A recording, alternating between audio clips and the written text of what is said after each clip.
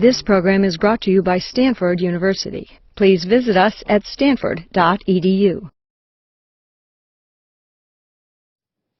Welcome to Uncommon Knowledge. I'm Peter Robinson. Joining me today, economist Thomas Sowell of the Hoover Institution, the author of such classics as Basic Economics and The Vision of the Anointed. By the way, The Vision of the Anointed explains everything. It is a truly great book. When I call that one a classic, I really do mean it. Author of such classics as The Vision of the Anointed, Dr. Sowell has most recently published Economic Facts and Fallacies, several topics from which we will now be discussing. Men and Women, from Economic Facts and Fallacies. I'm quoting you to yourself, Tom. Quote, "It is widely believed that the rise of American women in high-level occupations since the 1960s has been due to anti-discrimination laws, and that these in turn have been due to the feminist movement. In reality, the proportion of women in high-level occupations was greater during the first decades of the 20th century than in the middle of the 20th century, and all of this was before the feminist movement." Explain. Yes, in the first half of the 20th century, for example, in 1908, the percentage of women in who's who in America was twice what it was in 1950. And various fields, if you look at the women who got PhDs in economics, chemistry, who got law degrees, other postgraduate degrees, those were all higher in the 20s and 30s than they were in the 50s. And there was a very simple reason for it. Women in those days got married later.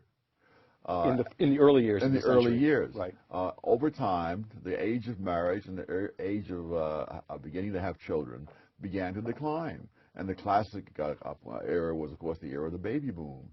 And that's when women hit a low in their proportion of the postgraduate degrees and in the professions in which those degrees would be used. Now, around 1956, the age of marriage began rising. And in 1957, the age of having children rose, strangely enough. And as that rise continued, you saw women rising again in these various professions. So that now one of the professions, they reached in 1972 the same proportion they had had back in 1932. And as the age of marriage kept rising and as the number of children kept falling, women went on to higher and higher levels. Now, the people on the other side say the opposite by the simple expedient of looking as if the world began in 1960. They ignore all the rest of that, and they say it's all due to the feminist movement, to anti-discrimination laws, and so forth. Well, you're right. I'm going to quote you again. "Among the many factors which influence male-female economic differences, the most elusive is employer discrimination." Yes, that when you correct for all the various factors, such as the number of hours worked, the continuous employment versus taking a few years out to have children and so on. You take all that into account, the differences between men and women become quite trivial.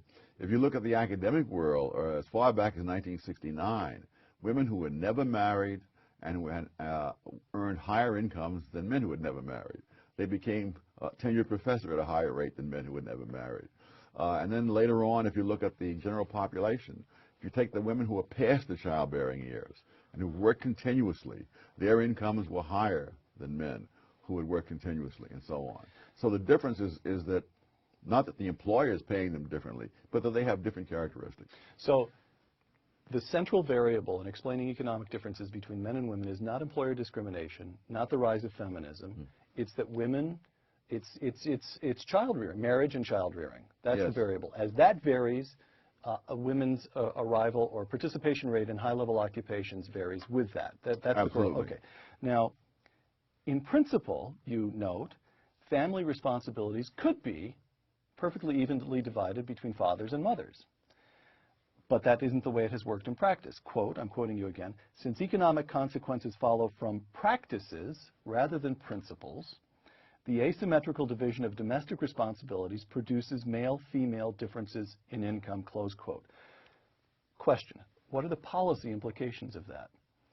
If we become fixed on eliminating male-female income differences, is it the case that the only choice, the only route for doing that is to involve the government in redesigning the very nature of the family? Well, or am I leaping to a melodramatic conclusion? No. Yeah, and logically that's certainly true. However, not all domestic responsibilities can be shared equally, such as having babies. which is not an inconsequential thing since the existence of the human race depends on it. But what it means is that women make choices that make a lot of sense for them. For example, the choice of occupations, that women tend not to go into occupations in which there's a very high rate of obsolescence. I mean, and if you're a computer engineer and you take 5 years out to have a child and have the child up to the age where you can put him in daycare, well, my gosh, the world has changed. Your job is gone. You'd have to start way back. On the other hand, if you become a librarian, you become a teacher, other occupations like that, then you can take your 5 years off, come back, and pick up pretty much where you left off. Right. Income facts and fallacies. You deal with a number of topics in economic facts and fallacies about fallacies concerning income inequality, and so forth. Let's take three: income stagnation, executive pay, and social mobility. Income stagnation. You quote disapprovingly this assertion in the Washington Post: the incomes of most American households have remained stubbornly flat over the past 3 decades. Now, I say you quote that, and then you go on to demolish that. Would you demolish it for us, please? That statement, as it's made, has some semblance of validity. But the problem is you're talking about households rather than about flesh and blood human beings. One of the real fallacies that runs through a lot of talk about income is confusing statistical categories with actual flesh and blood people. Households are of different sizes. They vary over time. They vary from one group to another. They vary from one income level to another. So, for example, there are 39 million people in the bottom 20% of households and 64 million in the top 20%. So you're saying, yes, 24 million additional people do tend to have more money. The household thing is really a tip-off, I think. Whenever I see somebody quoting household income, he's trying to make things look bad. You know. It's as simple as that. All right. Yes. All right. There's a rule of life. Yes. For example, over a period of about 30 years, household income rose by only 6%. Over those same years, per capita income rose by 51%. Because the number of people per household was declining all the while. I see. And when you're comparing income brackets, the number of working people in the top 20% is some multiple of the number of working people in the bottom 20%. I see. So this notion that society is a layer cake divided into quintiles it's even quintiles is just wrong. You can do it by category, but that's not doing it by people. Right. Okay. Executive pay. One of the most popular, I'm quoting you, one of the most popular and fallacious explanations of the very high salaries of corporate executives is greed. Now, why is that a fallacious explanation? Because you could become the greediest person in the world, and it would not raise your income by one dime. I've tried it, actually, and it hasn't raised my income. So the question, what's the correct analytical point of departure for examining executive pay, then? The question is not why they accept this money, but why other people are offering it to them. Right, all right. And that's a matter of competition. Now, some people argue, see, that you have these various boards on the corporation who are very generous in handing out the stockholders' money to the executives, and that's why they get these high salaries. Right. Now, if you wanted to actually test that against anything, you would say, all right, there are some corporations which are not owned by thousands of stockholders, owned by 2 or 3 huge financial companies. Which have highly paid analysts to Yes. monitor exactly what's going on. Yes. All right. That's where the corporate CEOs get the highest pay of all.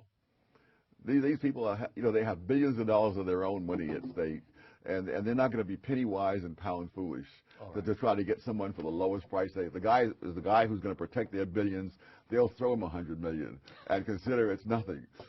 Okay. Social mobility. Again, this is a passage you quote disapprovingly.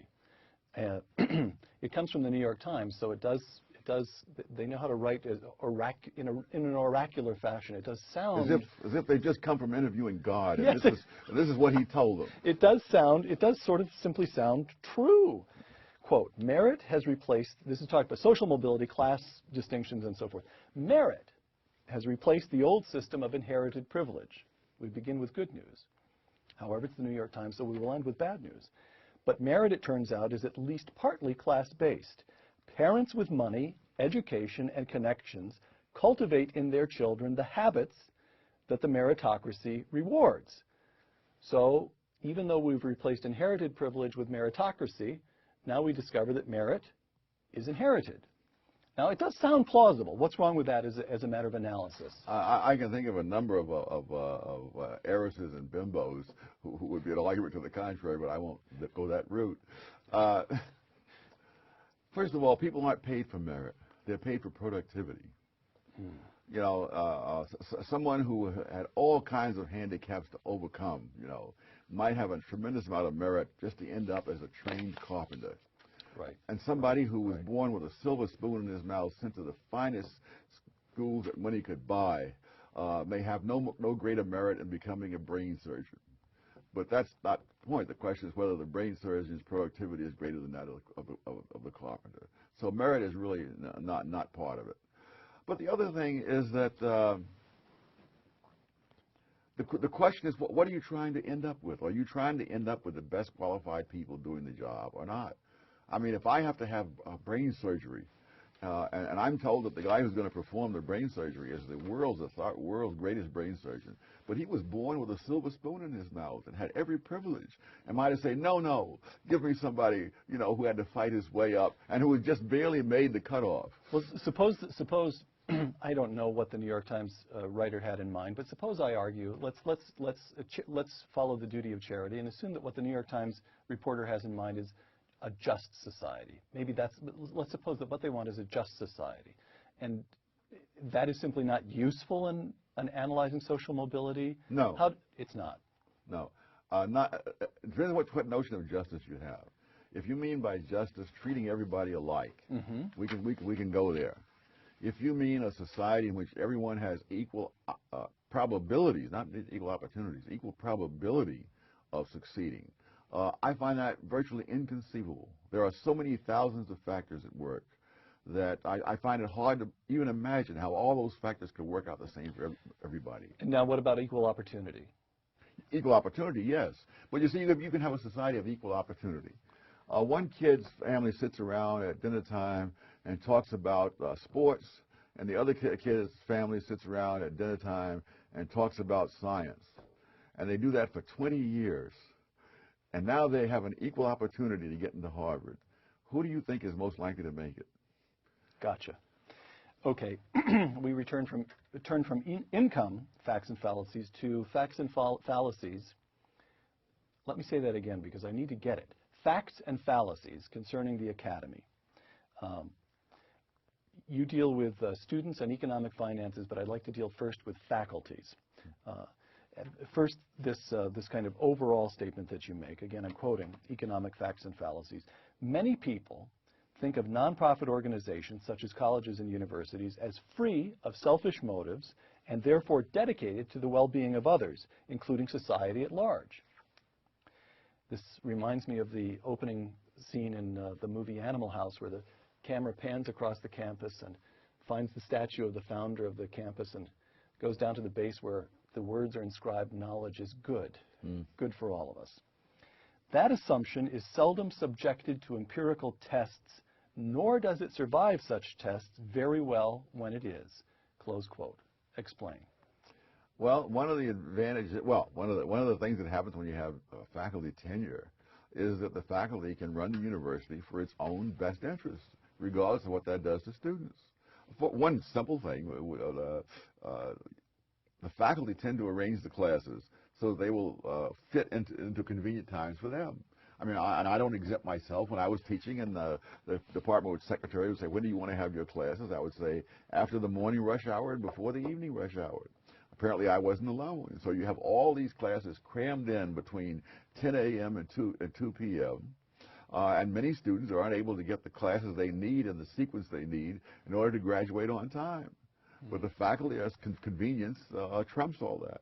There was what the provost at Stanford was saying last year that we have all kinds of empty classrooms most of the time, and then that means you have to build more buildings in order to at tens of millions of dollars per building. That's right. To build the capacity just for between 10 and 2. That's right. I see. That's right. Right. Now, not, however, that you are disdainful of the principle of faculty self-governance, which you write is central to the operation of an academic institution.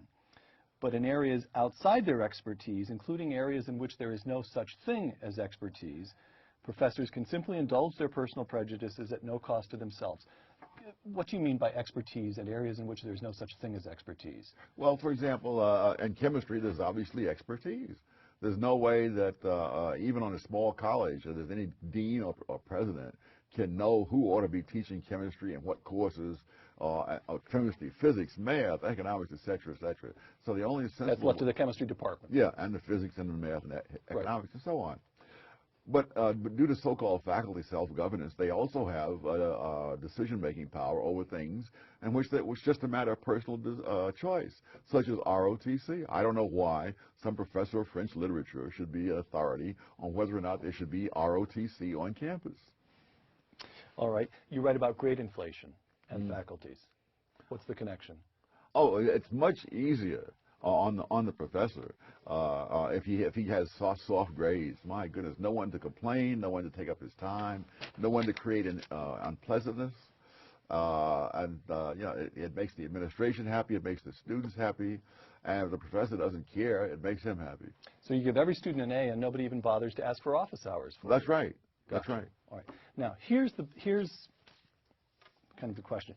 Your argument here as regards faculty is that endowments, tenure, the continued giving of from loyal and largely unquestioning alumni, all of these insulate them from what we might otherwise consider market forces, the market being the marketplace for education, and the customers would be the tuition-paying students, right? Okay. And yet, as you yourself say, you yourself make a large point of this, American universities are routinely ranked the best in the world. How can this be? Oh, they're the best in the world at what they do. And what they do is research. Okay. When I was go ahead. When I was a tenured faculty member at UCLA, I used to love these discussions when someone was up with the up or out decision to make. Should he be promoted to tenure or should he be let go and so on? And you'd go around the room and I'd say, oh, the man is a terrible teacher. He doesn't do this, he doesn't do that. They'd go on, I'd listen to all this, and in the end they'd vote him tenured. And then conversely, we had a guy who was really an outstanding teacher. When the vote finally came, and I must tell you that I was one of those who voted to let him go, because although I was convinced that the students would lose by his going, that was not the decision in my province. My province was to apply the rules set down by the university, and by those rules, which are heavily weighted toward research, he couldn't be kept there. And so he's off somewhere else, being an excellent teacher to somebody else, while the UCLA students have to take potluck. And so this is a point that you make, that the large research universities tend to be, in a certain sense, overweighted in reputation when kids are going around looking for undergraduate educations. That is to say, maybe you ought to look at a small liberal arts school. It may not be as famous. It may not have a world ranking, but that's because they're not doing research in particle physics. They may actually have the best physics department for teaching 19 and 20, right? Absolutely. In fact, the data show that if you look at the colleges whose students go on to receive the PhDs the most, you find all kinds of schools you never heard of outdoing Harvard and Yale. Grinnell, for example, Grinnell, right. Higher percentage of people there. Harvey Mudd College for years has some multiple of its, a majority of its students go on to get PhDs. That's not true at any of the Ivy League schools. Okay. Facts and fallacies concerning the academy. We've talked about faculty. I'd like to turn to students and academic finances. Students. One of the biggest fallacies, I'm quoting you again, is that attendance at big-name colleges and universities is virtually essential for reaching the top later in life. Kill yourself to get into Harvard, because that's the golden road to the top at Goldman Sachs or General Electric. But it's not true? Well, no. An actual study was done of the CEOs of the top 50 corporations in America. Only 4 of them had Ivy League degrees. 2 of them had no degrees at all.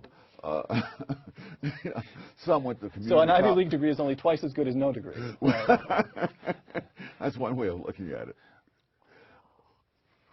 All right, academic finances. This is, by the way, this is quite subversive, this one that I'm about to read here. Academic institutions often make the argument, I'm quoting you again, that their costs for educating a student are greater than the price they charge as tuition, which some take as a sign of the altruism of a nonprofit institution. But since teaching is one of the joint products of an academic institution along with research and other activities, the meaning of such a statement is elusive. Close quote. Yes. This is one of the routine statements of higher education in America. No matter what we charge you for tuition, it's only a small portion of the total cost of giving you an education. Yes. You're saying it's untrue, or you're saying it's simply an incoherent statement? It's an incoherent statement. It's like saying, what is the average cost of bacon? There is no average cost of bacon. Bacon is produced jointly with ham, pork chops, and pigskin. There's the cost of the pig, and any further division is meaningless. I mean, when I worked for AT&T, they had a huge book which broke down the cost of a telephone, and they showed it to me the first day, and I said, since there's no such thing as the average cost of a joint product, I will never have occasion to open that book. And the whole time I was there, it sat there and gathered dust. You have won Mr. Congeniality Awards throughout your life, haven't you, Tom? Now, query, how is it the case that across the academic scene, landscape in this country, tuitions have tended to rise at faster than any measure of the cost of living? They've risen faster than inflation. Why is that the case? Partly it's because the government subsidizes. I remember years ago talking to the president of a small college who said to me that if we were to keep tuition affordable, we would lose millions of dollars in government money every year, because the government has a formula, and if the tuition is within your range, then you don't get the government help. But if it's above the range, you do. Well, heavens, you know, the presidents of colleges can do arithmetic, and they know that the way to do it is to raise the tuition to unaffordable levels. Then the government brings in the millions. Now, let me try an argument to see how persuasive you find it, and that is the rising productivity of labor. So that a faculty, name the position, teacher in English, chemistry, physics, as technology has permitted American labor to become more and more and more and more productive, even though the English teacher is doing the same thing that he or she did today that he or she did 20 years ago and 30 years ago and 50 years ago. English is actually a good example here because it's relatively unchanging. You're teaching Shakespeare today as Shakespeare was taught a long time ago. Nevertheless, as a matter of the marketplace, institutions have to pay more to hire that labor, that professor, precisely because wage rates throughout the opportunity cost. If they're not an English teacher, they could go to work for Intel, presumably. So the rising wage rates in the economy drive up costs in the academy. That's You one gonna buy theory. it? No. Another, I thought it was pretty good. One of the things that happens is that over time, more and more emphasis is put on research. And for example, when I started teaching back in the 1960s, the average teaching load was about 12 semester hours.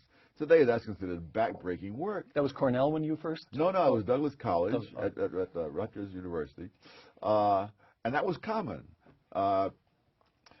Now today, it's 6 semester hours. You've got to hire twice as many professors to teach the same number of courses. And that may be carried on the books as a teaching expense, is in fact a research expense, because the reason you have to do that is because you expect these guys to be grinding out these articles and books. Okay. Last comment on question on academic costs. Senator Obama has proposed a $4,000 a year refundable tax credit, refundable tuition tax credit for every year of college. You like that idea? Not particularly. All right. On to. I wouldn't be surprised if tuition didn't go up by $4,000. The minute that was enacted. All right. Or soon thereafter. All right. Facts and fallacies concerning race. The black family, quote, some of them, quoting you again, some of the most basic beliefs and assumptions about the black family are demonstrably fallacious, including the assumption that current fatherless families so prevalent among contemporary blacks are, quote, a legacy of slavery, close quote. Explain that one. Because the proportion of black kids who were raised in two-parent families was higher under slavery and for generations thereafter than today. That percentage was, go back to 1930 or 40, wasn't half the proportion of blacks being raised by single parents as there is today. Now, if slavery was the reason, why are these generations closer to slavery? And even under slavery itself, why were they raising their kids in two-parent families and they're not today? Okay, now, well, let me try an argument on you.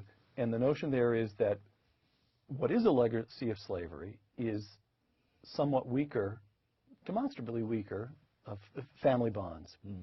So that, yes, the black family is more intact in past decades than it is today.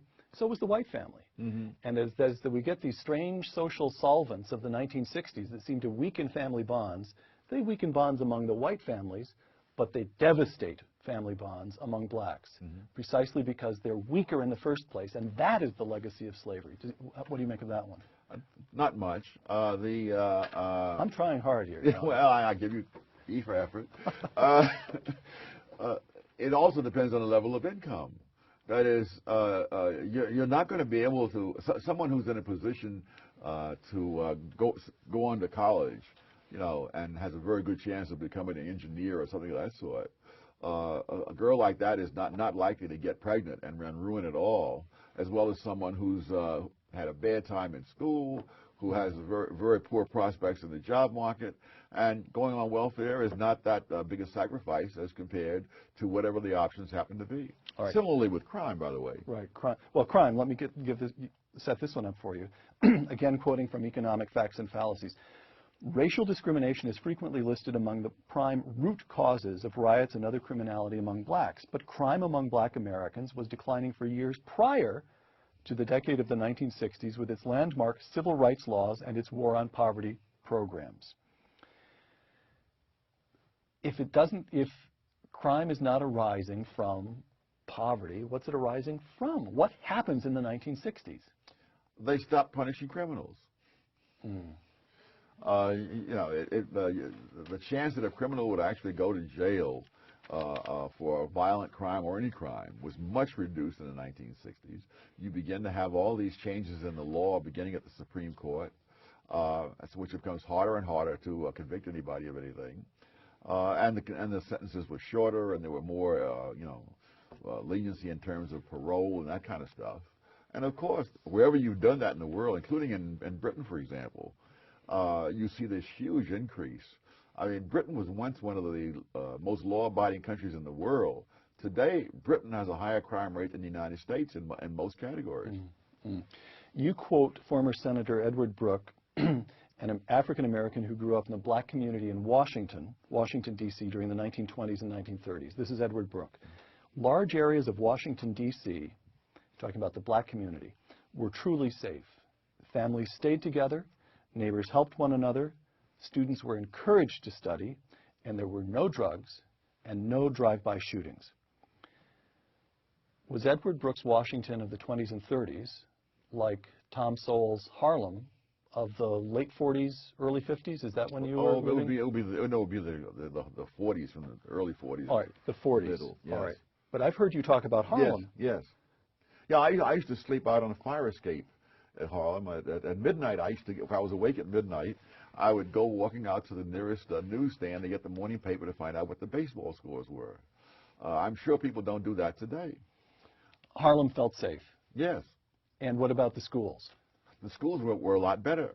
People expected me to meet the same standards that kids on Park Avenue met. Now that was undoubtedly unjust.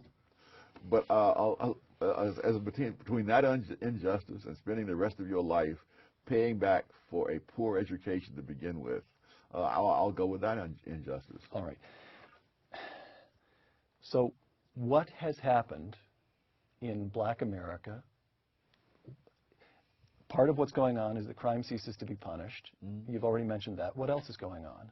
Let me put the question the other way around. What can be done, if anything, what can be done to restore to Harlem today, or to those same black neighborhoods? Much of the geography is still the same. Mm-hmm. What can be done to make those neighborhoods in Harlem the way they were for you growing up in the 40s, or the way they would for Edward Brooke in the 20s and 30s?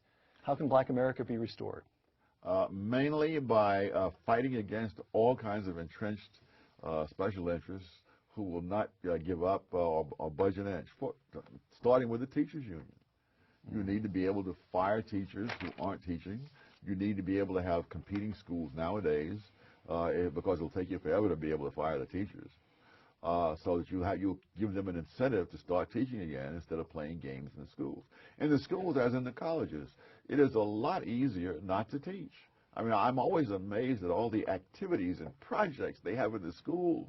You know, all the while, and I'm looking at the international comparison, the American students are way down at or near the bottom in these international tests. Why are we spending so much time, you know, hugging trees and doing other such stuff like that when our kids can't read?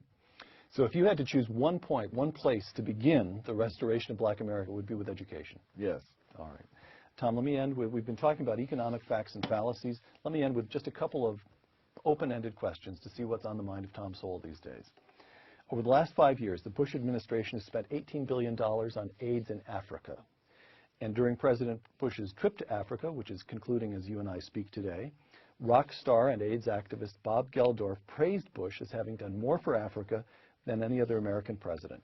How does all that strike you? I'd have to see what the consequences were. Nothing is easier than giving out money. You get very little resistance. The question is, what is the bottom line result? Has AIDS gone down as a result of all this? Okay.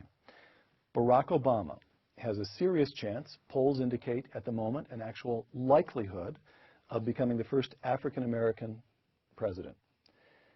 What does that say to you about the United States? Well, it makes it harder for people to keep blaming everything on racism. On the other hand, I think at a time when Iran may get nuclear weapons, which may be passed on to terrorists, it is incredible that we should even be playing sort of demographic roulette and saying, wouldn't it be nice to have the first black president or the first woman president or whatever? We need whoever can do that job best because the future of the country depends on it. Hmm. Interviewing you a couple of years ago, Fred Barnes asked if you felt pessimistic about the future. You responded very simply and with distressing speed, yes. Would you like to amend or expand upon that answer? Yes, I feel more pessimistic now than I did then. Oh, Tom. Why? What's happened in the last 2 or 3 years to make you more pessimistic about the future? Well, we could start with Barack Obama, Hillary Clinton, and John McCain. You've talked about Barack Obama. What's wrong with Hillary Clinton? Oh, my. How many days do we have? Take the top 2 or 3 characteristics. An utterly cynical person. The whole thing, everything that happened during the Clinton administration, you can see that time and time again. McCain, he's better than they are, which is quite modest. That's the stoutest praise you can raise. That's the highest praise that I can manage. All right, last question. You write, no book can cover all the utter nonsense that politicians speak in an election year, close quote. Would you care to name one piece of nonsense that you didn't get the chance to cover in economic facts and fallacies that you consider especially dangerous or annoying? The notion of that what we cannot afford in terms of medical care as 300 million Americans paying directly, we can somehow afford sending the same money through the government and paying for a government bureaucracy on top of all the other costs of medical care. Dr. Thomas Sowell, thank you very much. For Uncommon Knowledge, I'm Peter Robinson at the Hoover Institution. Thanks for joining us.